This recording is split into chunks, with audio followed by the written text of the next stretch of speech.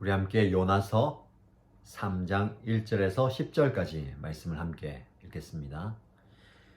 요나서 3장 1절에서 10절까지입니다. 주님께서 또다시 요나에게 말씀하셨다. 너는 어서 저 큰 성읍 니느웨로 가서 이제 내가 너에게 한 말을 그 성읍에 외쳐라. 요나는 주님께서 말씀하신 대로 곧 길을 떠나 니느웨로 갔다. 니느웨는 둘러보는 데만 사흘길이나 되는 아주 큰 성읍이다. 요나는 그 성읍으로 가서 하룻길을 걸으며 큰 소리로 외쳤다. 40일만 지나면 니느웨가 무너진다.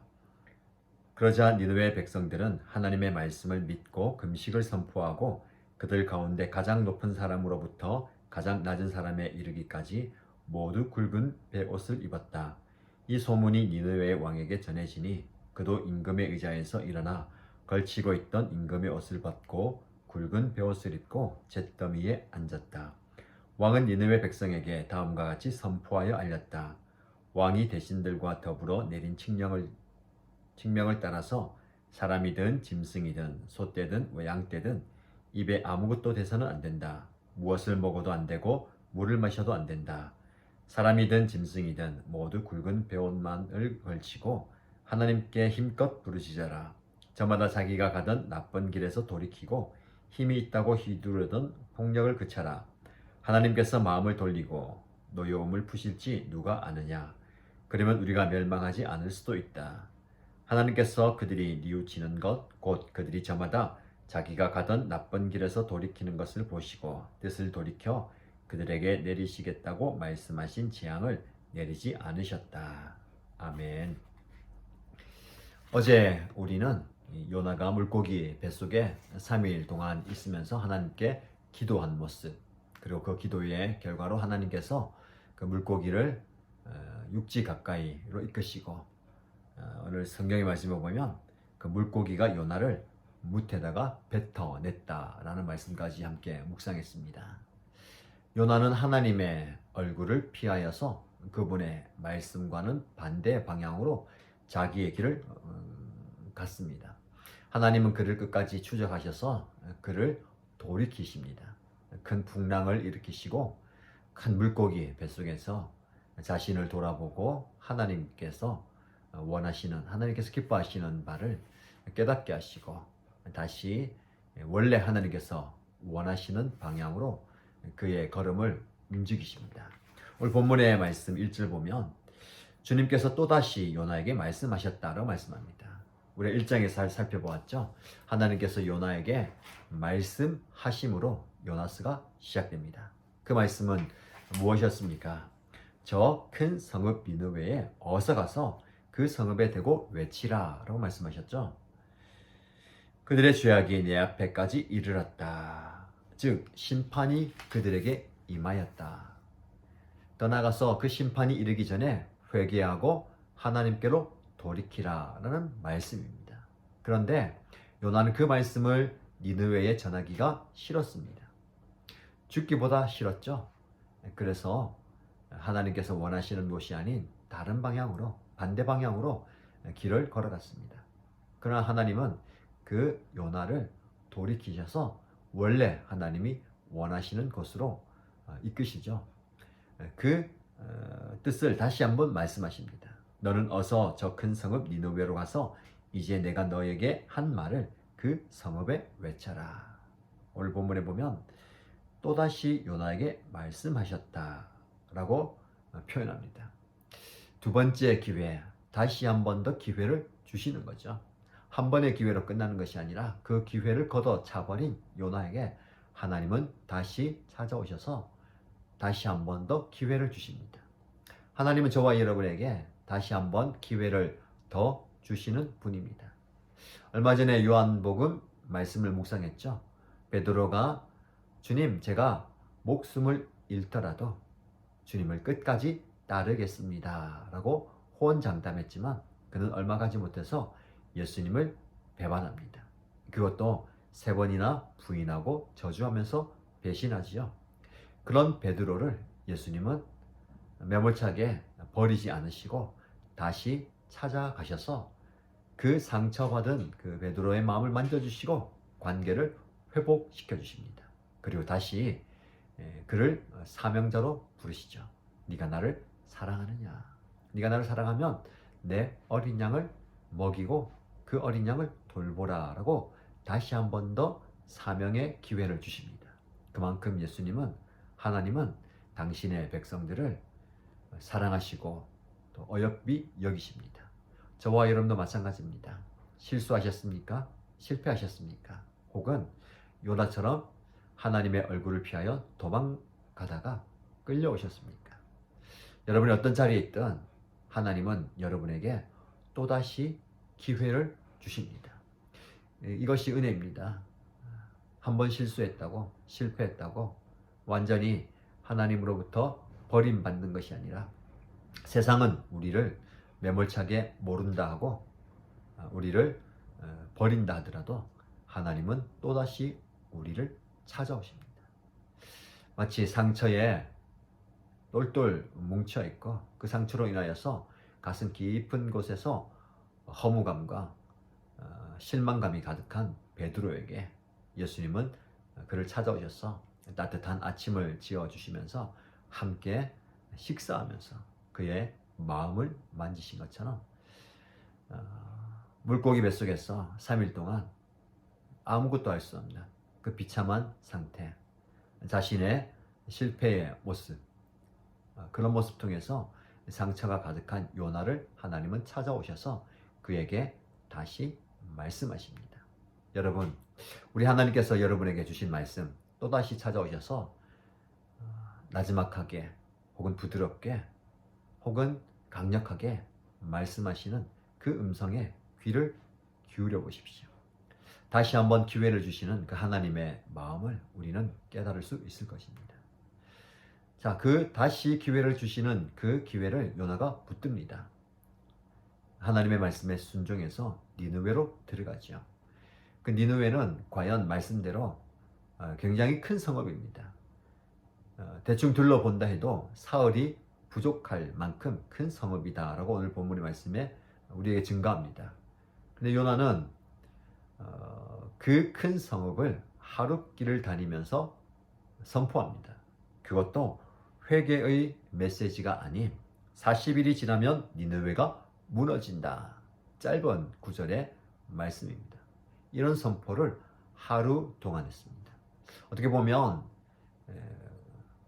구석구석 찾아다니면서 세밀하게 전한 것이 아니라 형식적으로 해야만 하기 때문에 그렇게 한 것처럼 보입니다. 아직까지 요나의 마음에는 하나님의 말씀에 어쩔 수 없이 순종하고 끌려서 니느웨에 왔지만 그들이 회개하고 하나님의 백성이 된다는 것을 용납하고 싶지 않은 것 같습니다. 그래서 사흘길이 넘게 걸리는 이 니느웨를 하루 동안 다니면서 말씀을 선포합니다. 그런데 신기한 것은 그 요나의 선포되는 말씀을 듣고 니느웨 사람들이 반응하는 모습입니다. 어떻게 반응합니까?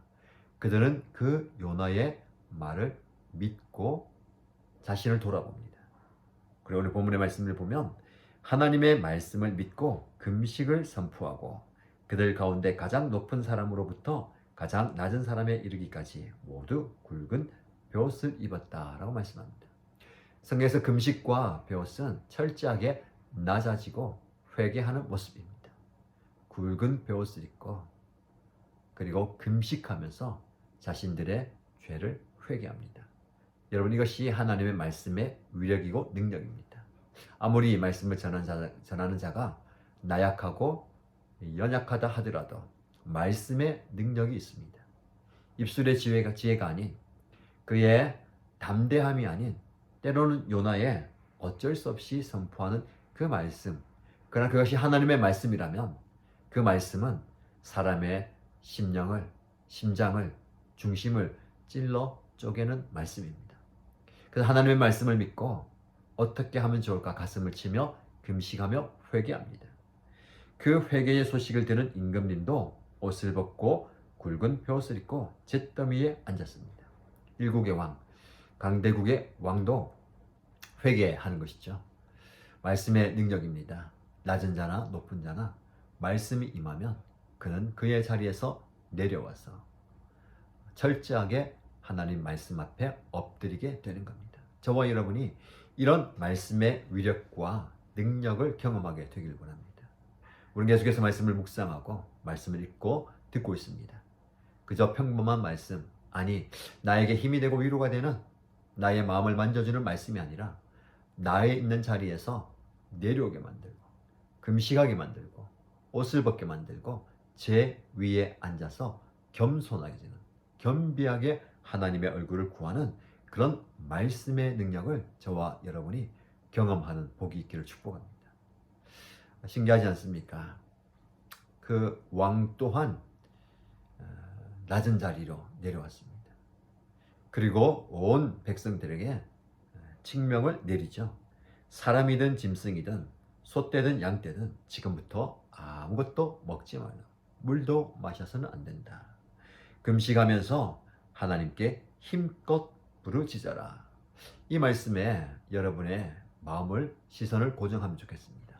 하나님께 힘껏 부르짖어라. 여러분, 요나가 물고기 뱃속에서 하나님께 부르짖었다라고 하지 않습니까?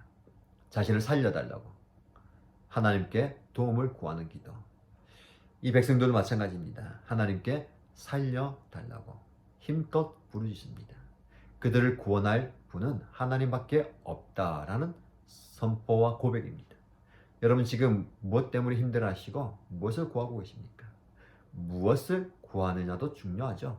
생명을 구하고 도움을 구하고 지혜를 구하고 피할 길을 구하는 것 중요합니다. 그러나 그 기도의 대상이 더 중요합니다. 누구에게 여러분들은 무엇을 구하고 있습니까? 많은 사람들이 세상을 향해서 자신의 안락과 평안함과 만족을 구하고 있습니다. 힘껏 부르짖는 사람들이 참 많이 있습니다. 혹은 힘 있는 사람, 나를 도와줄 수 있을 것 같은 사람에게 힘껏 부르짖고 있습니다. 그러나 정작 저와 여러분이 부르짖어야 할 기도의 대상, 그 대상은 하나님이십니다. 하나님께 나오십시오. 하나님께 나오는 것이 필요합니다. 요나서 말씀의 핵심이 이것이죠. 하나님께 나오는 자는 하나님이 그를 외면하지 않으시고 그가 어떤 자리에 있든 어떤 죄를 지었든 회개하고 하나님께 힘껏 부르짖으면 그를 받아들이신다. 이 은혜를 저와 여러분들이 깊이 경험하게 되기를 축복합니다.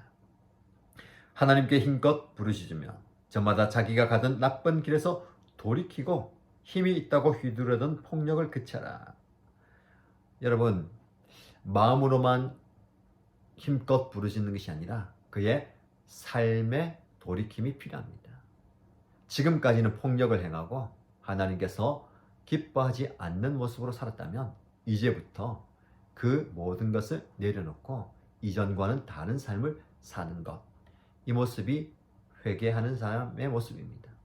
진정 돌이키는 자가 이런 모습이 되어야 되는지와, 여기서 중요한 것, 우리가 좀 더 깊이 묵상할 부분이 있는데요, 돌이킴에 대한 주제입니다. 오늘 본문에 보면 돌이키는 그 주체가 3명이 나옵니다.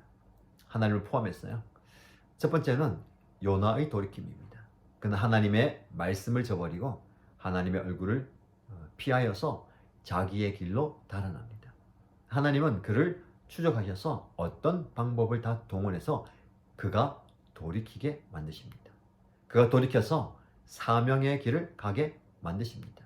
비록 아직 완전히 다 헌신하지 못했습니다. 하나님의 마음에 합하지 못했습니다. 내일 우리 함께 묵상하겠지만 하나님께서 베푸시는 구원의 은혜를 다 기뻐하지 못합니다. 지금도 마찬가지죠. 니느웨를 구석구석 찾아다니면서 하나님의 마음을 전하기보다는 하루 정도, 예의상 하루 정도 다니면서 40일이 지나면 멸망할 것이다 라고 짧게 선포합니다. 그러나 그 돌이키는 그 순종, 반쪽짜리 순종 같지만, 반쪽짜리 헌신 같지만 그 헌신과 순종, 돌이킴의 모습을 통해서 하나님은 놀라운 역사를 일으킵니다. 자, 그리고 요나의 말씀을 듣고 어떻게 보면 불완전해 보이는 말씀입니다. 짧은 말씀이죠. 그러나 그 말씀을 믿고 돌이키는, 그 돌이키는 사람들을 통해서 하나님께서 놀라운 회복과 치유의 구원의 복을 베풀어 주십니다. 여러분, 지금 우리는 어디를 향해서 가고 있습니까? 무엇을 향해서 그렇게 힘차게 달려갑니까? 잘못된 길이라면, 그 길이 하나님께서 기뻐하지 않는 길이라면 돌이키십시오. 지금 당장 그 걸음에서 돌이키는 용기와 결단, 수고가 필요합니다. 하나님이 기뻐하지 않는 그 방향으로 계속하지 마십시오. 결국은 멸망과 패망의 길입니다. 빨리 그 멸망의 길, 패망의 길에서 돌이키는 것이 중요합니다. 저와 여러분들이 돌이킬 때에 하나님께서 돌이키십니다. 9절 말씀 보시면 하나님께서 마음을 돌리고 노여움을 푸실지 누가 아느냐. 그러면 우리가 멸망하지 않을 수도 있다. 회개와 금식을 선포하면서 하나님이 우리를 향해서 심판을 계획하셨을지라도 우리를 불쌍히 여기신다면 그 마음을 돌이키지 않겠는가. 그런 마음으로 하나님께 기도합니다. 10절 말씀 보시면 하나님께서 그들이 뉘우치는 것, 곧 그들이 저마다 자기가 가던 나쁜 길에서 돌이키는 것을 보시고, 그들 회개하고 진정으로 삶의 방향을 바꾸는 모습, 돌이키는 모습을 보셨다라고 말씀합니다. 하나님은 여러분들의 어떤 모습을 보십니까? 실망하고 좌절하고 낙심하고 있는 모습 보십니까? 여전히 자기의 만족과 안락을 추구하면서 열심히 달려가는 모습을 보십니까? 하나님은 저와 여러분들의 모든 것을 다 보고 계십니다. 말하지 않아도, 드러내지 않아도 우리의 마음 깊이 있는 우리의 중심마저도 보고 계십니다. 하나님은 우리가 하나님께로 돌이키기를 원하십니다. 지금 당장 여러분들이 잘못된 삶의 방향으로 가고 있다면 그 걸음을 돌이키십시오. 하나님께서 보고 계십니다. 그 모습을 보시고 뜻을 돌이켜 그들에게 내리시겠다고 말씀하신 재앙을 내리지 않으셨다. 여러분, 하나님은 저와 여러분의 돌이킴을 보십니다. 결국 니느웨 모든 백성들의 돌이킴과 뉘우침과 회개의 모습을 보시고 멸망시키고 심판하려 했던 그 하나님의 뜻을 돌이키셨다라고 말씀합니다. 자, 세 번째 돌이킴의 주체는 하나님이십니다. 이미 그들을 심판하기로 계획하셨고 작정하셨지만 그들이 회개하고 돌이키는 모습을 보시고 그 뜻을 거두셨다. 그만큼 하나님은 심판과 멸망, 저주의 하나님이 아니라 사랑과 치유와 회복의 하나님이십니다. 여러분들을 하나님은 사랑하십니다. 그리고 여러분들이 그 죄의 무게에서 짓눌려 있는 그 자리에서 벗어나기를 원하십니다. 마음의 상처와 아픔과 괴로움과 고통 가운데 있는 여러분, 하나님은 여러분의 자리에서 치유되고 회복되기를 원하십니다. 하나님의 그 마음, 여러분을 향해서 매우 세밀한 관심을 갖고 계신 그 하나님의 마음을 깨달아 아시기 바랍니다. 신앙생활은 열심히 예배하고 열심히 봉사하고 열심히 헌신하는 것 다가 아닙니다. 진정한 신앙생활은 하나님의 마음을 알아가는 것입니다. 하나님의 마음을 알아가는 것, 이것이 진정 하나님과의 깊은 교제입니다. 여러분의 삶의 자리가 어디입니까? 어떤 자리에 있든 하나님을 알아가십시오. 여러분을 향한 하나님의 마음을 깊이 깨달으십시오. 그리고 여러분의 마음을 하나님께 고정하시고 하나님께 올려드리십시오. 진정한 교제 속에 하나님께서 놀라운 은혜를 여러분에게 주실 줄 믿습니다. 기도하겠습니다. 살아계신 하나님 아버지, 깊은 바다 속 큰 물고기 뱃속에서 하나님을 만나고 하나님의 임재를 경험했던 요나, 이제 또 다시 요나를 찾아오셔서 말씀하시는 하나님, 두 번째 기회를 주시고 다시 기회를 주시는 하나님, 우리에게도 실패의 자리에서, 근심의 자리와 패망의 자리에서 우리를 건지시고 우리에게 또 다른 은혜와 또 다른 기회를 주시니 감사합니다. 그 하나님의 은혜를 기억하게 하시고 주님께서 주시는 그 말씀 붙들고 오늘을 살아가게 하여 주옵소서. 우리는 요나처럼 완전히 하나님께 헌신하지도 못합니다. 온전히 하나님의 뜻을 추구하지도 못합니다. 반쪽 신앙과 반쪽 믿음과 반쪽짜리 헌신의 모습이 우리의 모습입니다. 그러나 그런 우리, 연약하고 부족한 우리를 사용하셔서 하나님의 말씀의 능력이 드러나게 하시니 감사합니다. 그 말씀의 능력이 드러나는 곳에서 우리 또한 동참하게 하시고 주님의 사역에 참여하게 하시고 우리를 통해서 예수 믿는 자들이 영원히 살아나는, 사람들이 살아나는 일들에 우리가 쓰임받게 하여 주옵소서. 오늘도 그런 모습으로 살아가기를 소원합니다. 하나님 함께 하시고 인도하여 주옵소서. 예수님의 이름으로 기도드립니다. 아멘.